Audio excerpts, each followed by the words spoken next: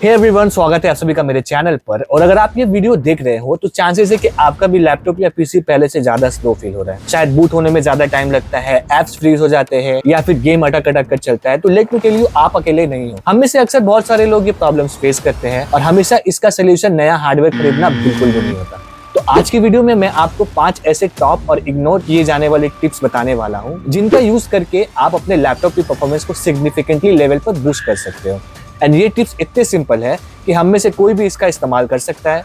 तो अगर आप चैनल पर नए आए हो तो सब्सक्राइब कर देना, वीडियो को लाइक कर दो। चलिए शुरू करते हैं। हमारा पहला टिप इतना सिंपल है कि लोग अक्सर इसे भूल जाते हैं और वो है अप टाइम। अप टाइम क्या है? अप टाइम वो टाइम है जब आपका पीसी या लैपटॉप लास्ट कब रीस्टार्ट हुआ था और तब से लेके अब तक वो अभी तक चल ही रहा है। तो आपका लैपटॉप शट डाउन होने के बाद भी शट डाउन नहीं हुआ है, मतलब शट डाउन होने के बाद भी इसका अप टाइम जो है वो ऑन रहता है।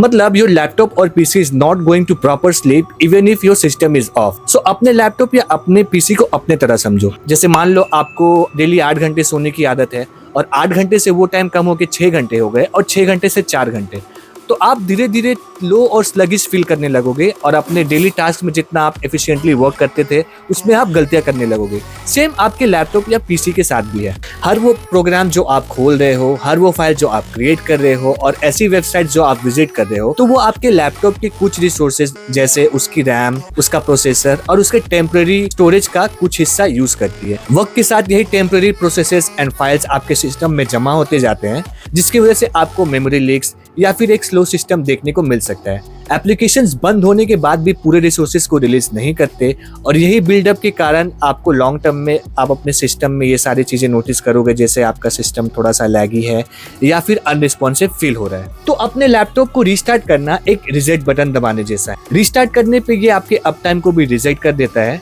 ये आपके बैकग्राउंड प्रोसेसेस को बंद कर देता है, सारे टेम्पररी फाइल्स को क्लियर कर देता है और आपके ऑपरेटिंग सिस्टम को एक फ्रेश स्टार्ट देता है। तो आप अगर अप टाइम को परमानेंटली डिसेबल करना चाहते हो तो आप वो भी कर सकते हो। आप कंट्रोल पैनल में जाके फास्ट स्टार्टअप को डिसेबल कर दो, इससे आपका अप टाइम जो है वो परमानेंटली डिसेबल हो जाएगा। तो टिप नंबर 2 गाइस, अगला हम जिसके बारे में बात करने वाले हैं वो है स्टार्टअप एप्स। स्टार्टअप एप्स क्या है? ये वो एप्लीकेशन है जैसे तुम कंप्यूटर ऑन करते हो तो ऑन करते ही ये ऑटोमेटिकली लॉन्च हो जाते हैं। अब इनमें से कुछ एप्लीकेशंस जो है वो जरूरी होते हैं और कुछ फालतू एप्स होते हैं। तो स्टार्ट होते ही ऑन होने से इससे तुम्हारे जो लैपटॉप का बूट टाइम है उस पे इफेक्ट पड़ता है एंड रैम यूसेज उसको भी ये अफेक्ट करते हैं। तो इमेजिन करो आप एक रेस में दौड़ने की कोशिश कर रहे हो, लेकिन शुरुआत में ही आपके पीठ पे एक बैकपैक बंधा हुआ है, तो क्या आप तेजी से दौड़ पाओगे? Obviously not. सेम आपके कंप्यूटर के साथ भी होता है। जैसे ही आपका कंप्यूटर स्टार्ट होता है तो उसमें बहुत सारे एप्स एक साथ लोड होना शुरू हो जाते हैं, जिसकी वजह से हर स्टार्टअप एप्लीकेशन आपके कंप्यूटर ऑन होते ही आपके वैल्यूएबल रिसोर्सेज जैसे उसका रैम और इसके सीपीयू साइकिल्स को यूज करना शुरू करता है। इससे ना सिर्फ आपका बूट टाइम स्लो होता है बल्कि बैकग्राउंड में भी इन प्रोसेसेस का दोनों पे कब्जा रहता है। तो इससे ओवरऑल आपको स्लो एंड स्लगिनेस सिस्टम देखने को मिल सकती है। तो इसका सोल्यूशन ये है कि हम जो अननेसेसरी एप्स है उनको आइडेंटिफाई करके उन्हें डिसेबल कर दे। इससे आपके जो रिसोर्सेज है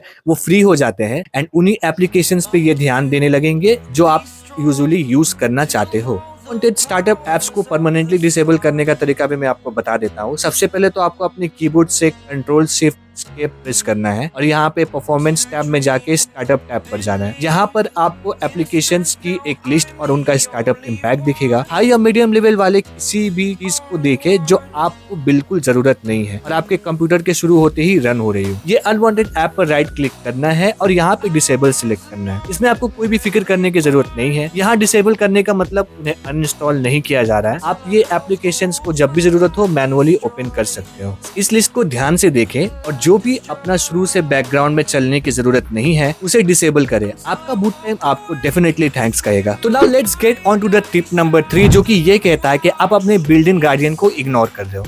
और आप ये सोच रहे हो कि ये कैसे हो रहा है। बहुत सारे लोग ऐसे भी है कि जिन्होंने नया लैपटॉप परचेज किया है और उन्होंने 30 to 40,000 के अराउंड उस पर स्पेंड किया है, या फिर कई लोग तो बहुत ज्यादा महंगा लैपटॉप भी लेते हैं। तो उनके दिमाग में ये चीज चल रही होती है कि भाई मैंने ये डिवाइस को परचेज किया है तो उसमें कोई वायरस ना आ जाए, वो मैलवेयर से फ्री रहे और जो डिवाइस की सिक्योरिटी है वो बनी हुई रहे।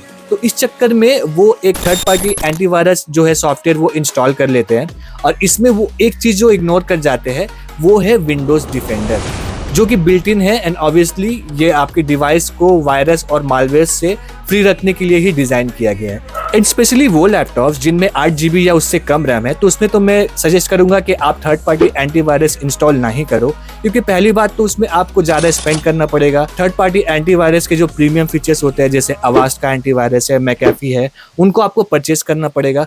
और दूसरी बात, वो बैकग्राउंड में रन होंगे तो ऑब्वियसली आपका रैम भी कंज्यूम करेंगे। तो आपके डिवाइस में अगर ऑलरेडी कम रैम है तो आप थर्ड पार्टी एंटीवायरस को स्किप कर सकते हो, क्योंकि बिल्ट इन जो विंडोज में आपका विंडोज डिफेंडर है वही वायरस से लड़ने के लिए इनफ है और आप खर्चे से भी बच जाओगे। तो guys, malware, malicious softwares and viruses बहुत बड़े परफॉर्मेंस ड्रेन्स हैं।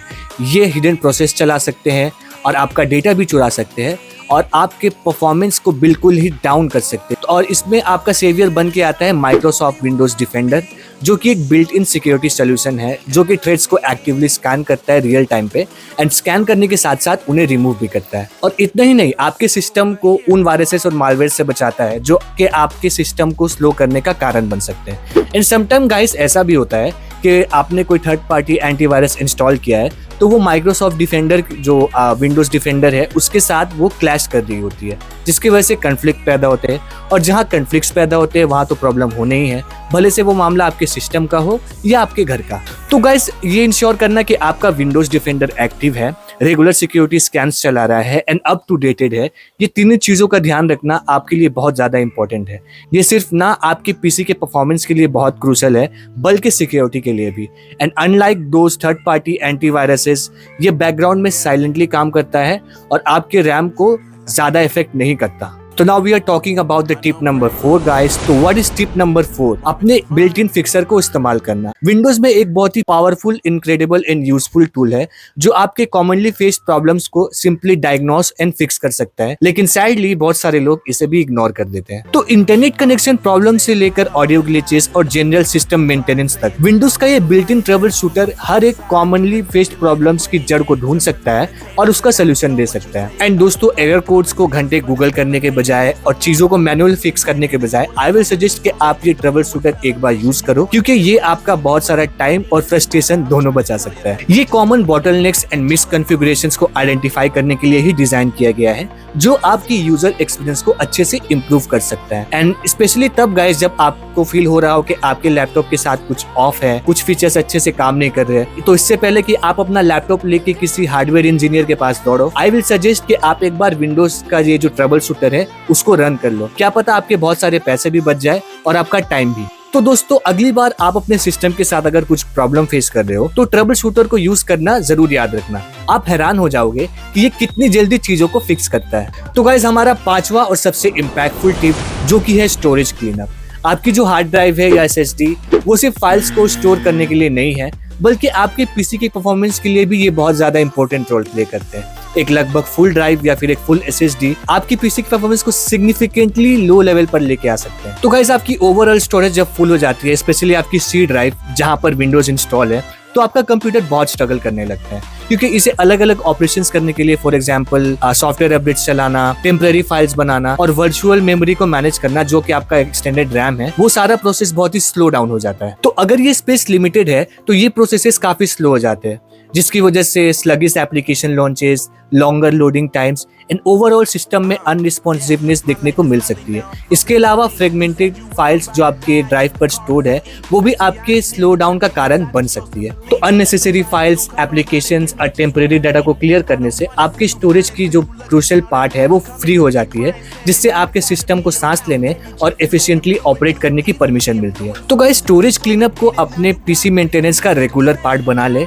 आप सरप्राइज्ड हो जाओगे कि आपके पीसी में कितना ज्यादा डिफरेंस देखने को मिला है। तो यहाँ इस वीडियो में मैंने 5 अक्सर इग्नोर किए जाने वाले और फ्री टिप्स को शेयर किया है, और इन सिंपल टिप्स को इम्प्लीमेंट करके, जैसे सिस्टम को रेगुलरली रिस्टार्ट करना, स्टोरेज क्लीन करना, विंडोज डिफेंडर को यूज करना और अपने स्टार्टअप एप्स को मैनेज करना, ट्रबल शूटर का यूज करना, इन सारी टिप्स को आप यूज करके आप अपने पीसी की लाइफ में एक नया जीवन दान डाल सकते हो। तो ये वीडियो गाइस अगर आपको हेल्पफुल लगा तो इसे एक थम्स अप दे, और आगे ऐसी टेक टिप्स के लिए मुझे सब्सक्राइब कर ले, और कमेंट सेक्शन में जरूर बताएं कि कौन से टिप को यूज करके आपकी पीसी के परफॉर्मेंस में सबसे ज्यादा डिफरेंस आया। देखने के लिए शुक्रिया, एंड मैं मिलूंगा आपसे अगले वीडियो में। तब तक के लिए बाय बाय, पीस।